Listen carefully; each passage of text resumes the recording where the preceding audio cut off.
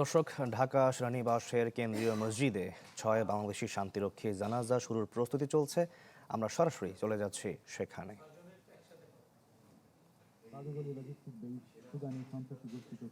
Drone হামলায় শাহাদাত বরণ করেন। ইন্না লিল্লাহি ওয়া ইন্না ইলাইহি রাজিউন। মৃত্যুকালে তার বয়স হয়েছিল 26 বছর 10 মাস 4 দিন। মৃত্যুকালে তিনি স্ত্রী এবং পিতামাতা সহ অসংখ্য গুণগ্রাহী রেখে গেছেন।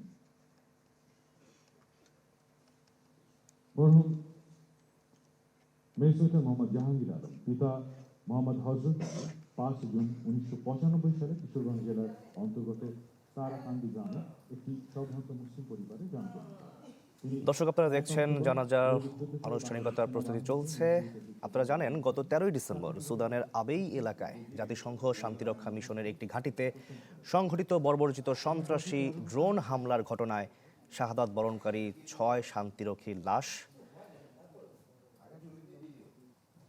এখানে আছে এবং এখানে 6 শান্তিরক্ষীর জানাজার আনুষ্ঠানিকতা চলছে। বাংলাদেশ সেনাবাহিনীর chief of general staff lieutenant general Mizanur Rahman Shamim গতকাল বিমানবন্দরে শান্তিরক্ষীদের লাশ গ্রহণ করেন। এছাড়াও লাশ গ্রহণকালে চেয়ারম্যান, বেসামরিক বিমান চলাচল কর্তৃপক্ষ, বাংলাদেশের জাতিসংঘের ভারপ্রাপ্ত আবাসিক প্রতিনিধি, আবেইতে মোতায়েনরত জাতিসংঘ মিশন, ইউনিসেফের ফোর্স কমান্ডারের প্রতিনিধি, চিফ কমিউনিটি লিয়াজো অফিসার, পররাষ্ট্র মন্ত্রণালয়ের ডিজি ইউএন পরিচালক, ওভারসিজ অপারেশন পরিদপ্তর, সেনা সদর, ঊর্ধ্বতন সামরিক বেসামরিক কর্মকর্তা এবং গণমাধ্যম ব্যক্তিবর্গ সে সময় উপস্থিত ছিলেন।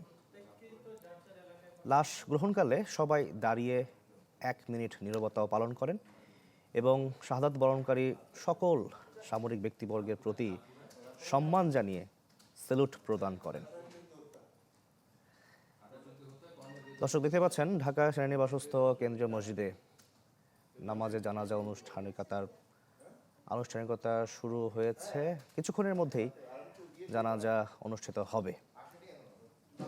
জানাজা শেষ হওয়ার পর তাদের নিজ নিজ ঠিকানায় হেলিকপ্টার যোগে প্রেরণ করে যথাযথ সামরিক মর্যাদায় দাফন কার্যক্রম সম্পন্ন করা হবে।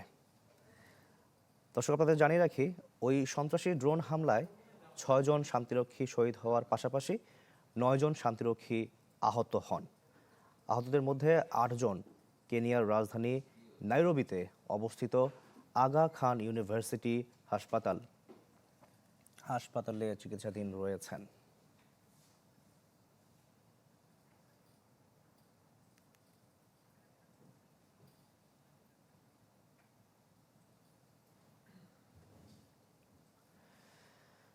আর কিছুক্ষণের মধ্যেই জানাজা অনুষ্ঠিত হবে। সবাই যারা এখানে উপস্থিত হয়েছেন, আমরা অপেক্ষা করছি। স্বরাষ্ট্র উপদেষ্টা সহ ঊর্ধ্বতন কর্মকর্তারা উপস্থিত হয়েছেন জানাজায়। সেনার প্রধানও আছেন, দেখতে পাচ্ছি আমরা।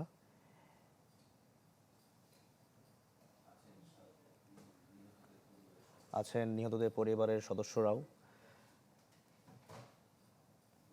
উপস্থিত সম্মানিত সেনাবাহিনী প্রধান, নৌবাহিনী প্রধান এবং বিমানবাহিনী প্রধান এবং সকল জেনারেল অফিসার এবং অন্যান্য সেনা সদস্য, আসসালামু আলাইকুম। মরহুম করবলার মাসুদ রানা দীর্ঘ 19 বছর বাংলাদেশ সেনাবাহিনীতে কর্মরত ছিলেন। তার কাজে কর্মে এবং কথাবার্তায় যদি কারো মনে কোনো রকম কষ্ট দিয়ে থাকে, আপনার আল্লাহর মেহেরবানিতে তাকে ক্ষমা করে দেবেন এবং তার কাছে যদি কোনো জানা পানা পেয়ে থাকেন আমার কাছেও বলতে পারেন এবং নানবীরের সিও স্যারের কাছেও বলতে পারেন। আমার বড় ভাইয়ের একটি 8 বছরের কন্যা সন্তান রয়েছে। সর্বশেষ আপনারা সবাই আমার বড় ভাইয়ের জন্য দোয়া করবেন এবং আমার পরিবারের জন্য দোয়া করবেন। এই বলে আমার সংক্ষিপ্ত কথা শেষ করছি। আসসালামু আলাইকুম স্যার।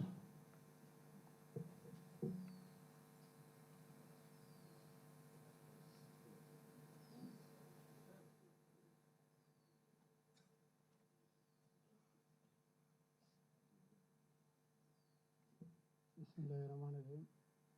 উপস্থিত সেনাপ্রধান স্যার, সম্মানিত অফিসার স্যারগণ, সবাইকে আমার সালাম, আসসালামু আলাইকুম। আমি মিজানুর রহমান, নিহত সৈনিক মোহাম্মদুল ইসলামের ভগ্নিপতি। আমি তার বিষয় মানে ওনার কাছে যদি কোনো উনি দীর্ঘ 16 বছর থেকে এই সেনাবাহিনীতে কাজ করে আছেন।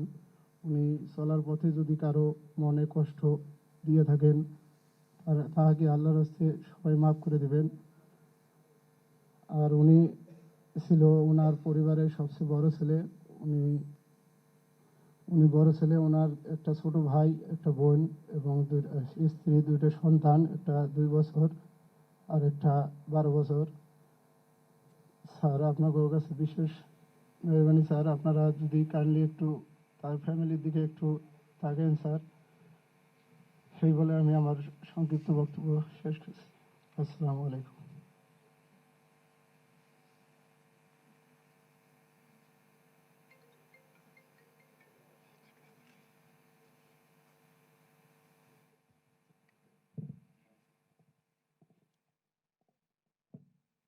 আসসালামু আলাইকুম রহমতুল্লাহি ওয়া বারাকাতুহু। আমি শামীম রিজার বাবা। এই সেনা সদস্যের জানাজায় উপস্থিত আছেন সেনা প্রধান স্যার, বিমান বাহিনী প্রধান স্যার, সবাইকে আমার ধন্যবাদ। আসসালামু আলাইকুম। আমার বট গাছ ছিল, কিন্তু এখন আর নাই। এমন ঝড়ে ভেঙে চুরমার হয়ে গেল রে বাবা, আল্লাহর কাছে আমি কি কথা বলবো। আমার বাবা খুব একটা সৎ একটা বাবা ছিল, আমার দেশের লোক, শখের ছাড় আমার গ্রামের রে। আমার বাবার কথা বললে আর শেষ করার মতন কোনো কায়দায় আমার নাই। আমার বাবা এমন একটা কথা বলে গিয়েছিল, যাওয়ার সময় বলছিল, বাবা তুমি চিন্তা করো না, তোমার বদগাছ আমি যাতেছি তার ছোট ভাইয়ের একটা পথ ধরানোর জন্য এই কথা বলে গেছিল। আসার পর আমি একটা পথ ধরাবো। আমার মেয়ে ছোট, তাকে বলে গেছে, আপু চিন্তা করো না, আমি তোমার জন্য বিয়ের একটা হার নিয়ে আসবো। আমার চুরমার হয়ে গেলে সব কিছু। আমার সরকারের কাছে আবেদন, আমার ছেলে যে আশা করেছে এটা আশা পূরণ করার জন্য খুব আমি একটা আবেদন জানাচ্ছি। আমার বাবার কথা বলি আমার শেষ নাই, আর কথা আমার কিছু বলার কায়দা নেই। আসসালামু আলাইকুম রহমতুল্লাহি ওয়া বারাকাতুহু।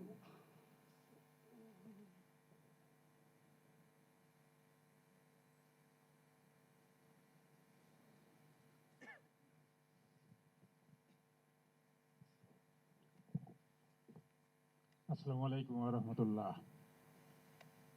সৈনিক শান্ত মণ্ডল আমার চাচাতো ভাইয়ের ছেলে। ওর বাবাও আর্মিতে ছিল, কর্পোরাল রুল ইসলাম মণ্ডল। ও আমার পিঠাপিঠি ছিলাম আর কি, আমার 1 বছরের সিনিয়র ছিল। স্কুলের গণ্ডি পাটনা হতেই ও বাংলাদেশ সেনাবাহিনীতে যোগদান করে। ওর 2 ছেলেই আর্মিতে। এই দিক থেকে ও খুব গর্বিত ছিল। আজকে নুর ইসলাম মণ্ডল, কর্পোরাল নুর ইসলাম মণ্ডল বেঁচে থাকলে হয়তো আরো গর্ববোধ করতো যে তার ছেলে শহীদ হয়েছে, বাংলাদেশের জন্য তার জীবন আত্মোৎসর্গ করেছে। আমরা তার রুহের মাগফিরাত কামনা করি, আমরা সবাই দোয়া করি। ফ্যামিলিটা খুব নিরি ফ্যামিলি।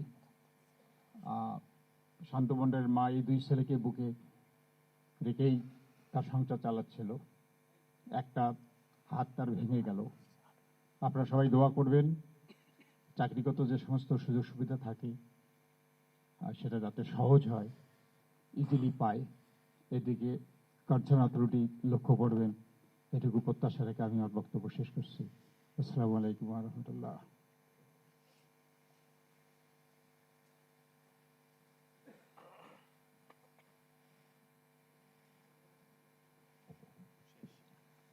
বিসমিল্লাহির রহমানির রহিম।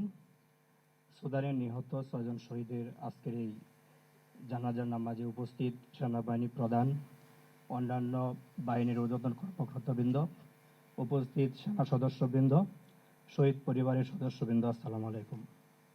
নিহত মেজর জাহাঙ্গীর আলম আমার ভগ্নিপতি হয়। আমার ছোট বোনের সাথে তার সংসার ছিল প্রায় 7 বছরের।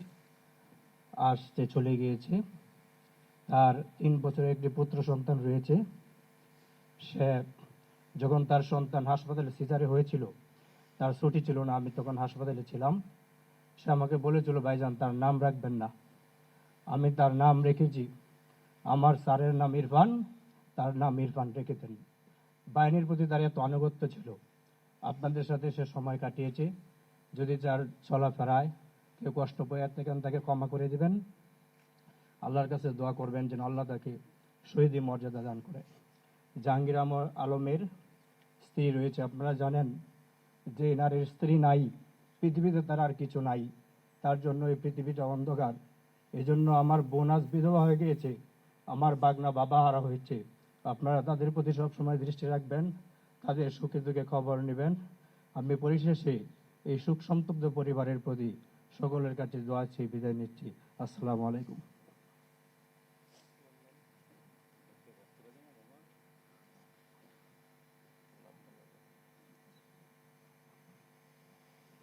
আসসালামু আলাইকুম।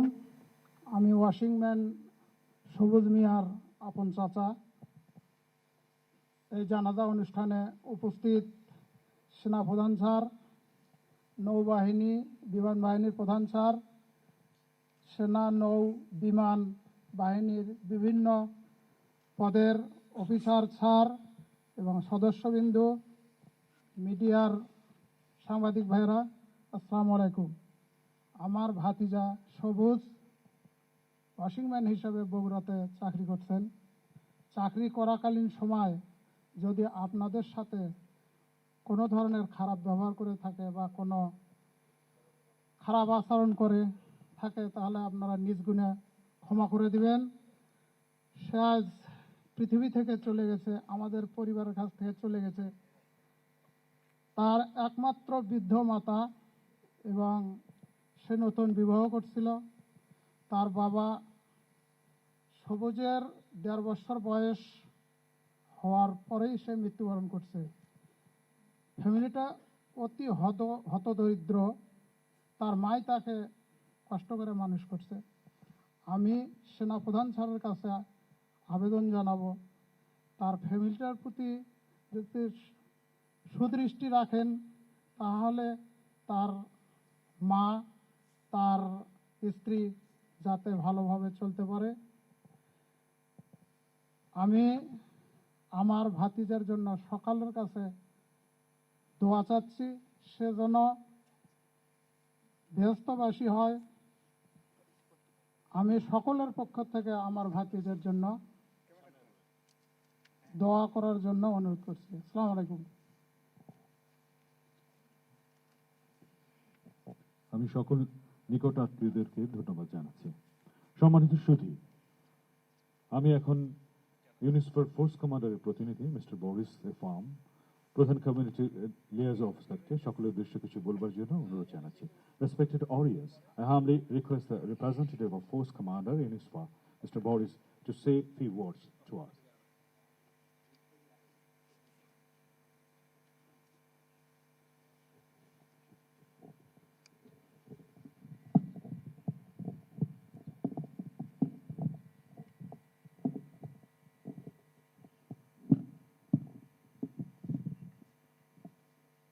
The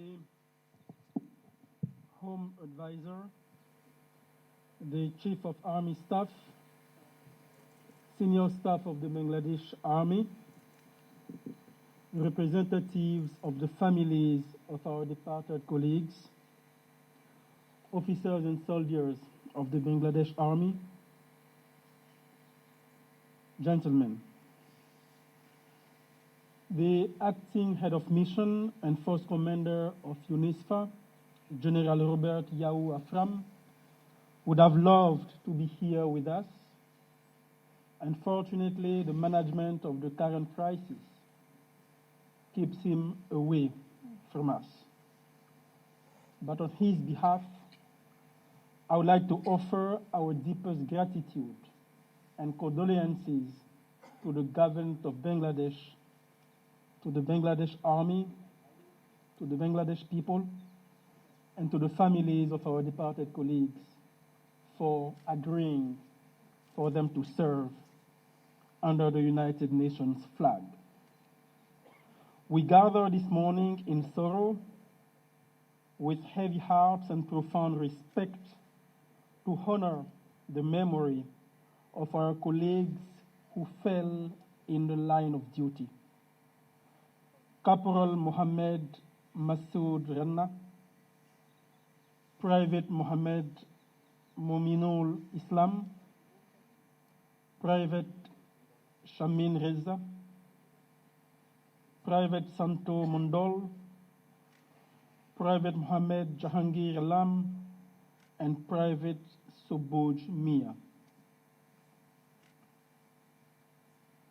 To the families, friends, and loved ones here present, and those from afar, there is no word adequate enough to express the depth of our shared grief.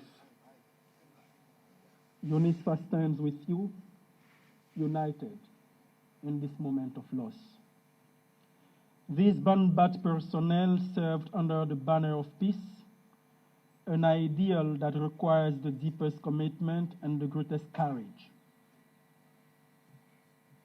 They were not there for glory of conquest, but to stand as a shield for the vulnerable, bridge divides, and plant the seed of peace and stability.